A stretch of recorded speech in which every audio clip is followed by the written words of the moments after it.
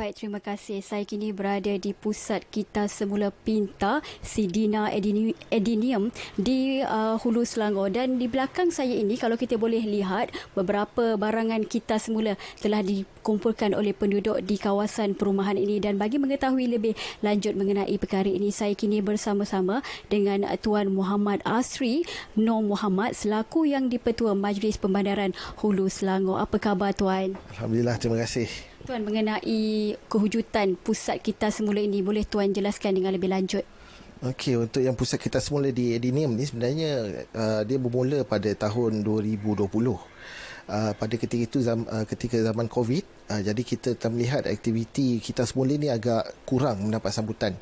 Jadi hasil daripada perancangan dengan pelbagai pihak, maka terhasillah idea untuk membuat program Kita Semula ni di bawah satu tagline Sidina, iaitu sisa menjadi dana.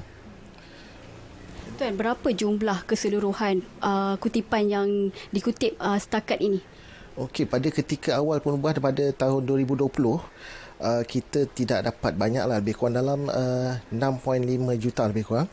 Dan tahun kedua meningkat kepada 9 juta dan Alhamdulillah sehingga hujung tahun 2022 dia meningkat kepada 25 tan sampah Kita Semula.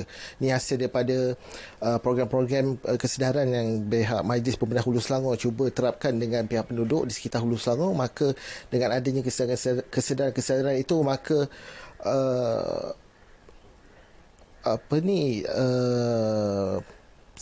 sikap kita semula terhadap barangan-barangan tempakan ini dapat ditingkatkan di kalangan penduduk.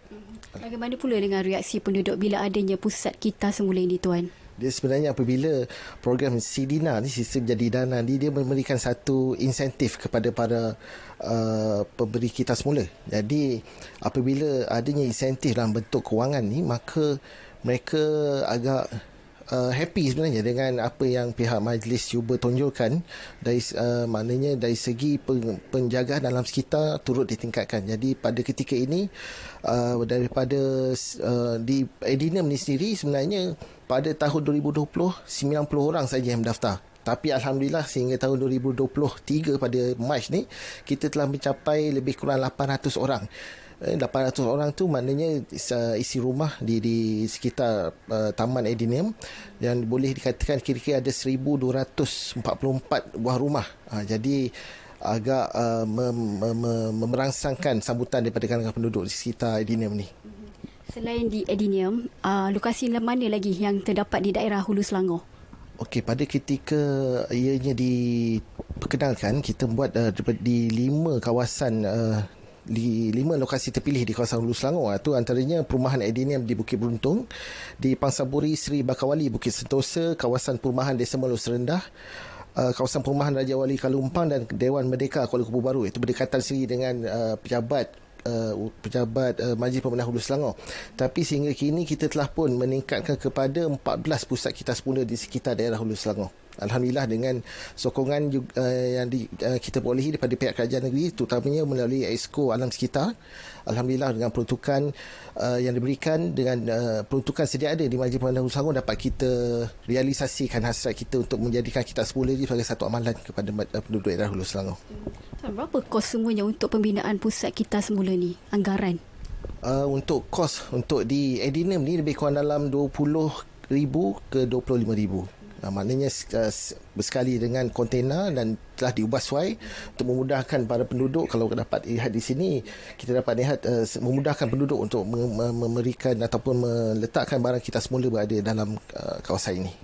Harapan Tuan kepada pusat Kita Semula ini, Tuan? Harapan saya sama seperti harapan masyarakat di luar sana, ialah untuk kita bagaimana kita nak memastikan inisiatif Kita Semula ini dapat tempat di hati penduduk-penduduk di daerah Hulu Selangor khususnya, dan di Malaysia amnya. Sebab kita dapati amalan Kita Semula ini masih lagi rendah di semua tempat. Tapi dengan adanya inisiatif-inisiatif daripada Majlis Pembandaran Tempatan ni, dapat kita kurangkan sampah-sampah yang dibuang ataupun dihasilkan di sekitar isi rumah.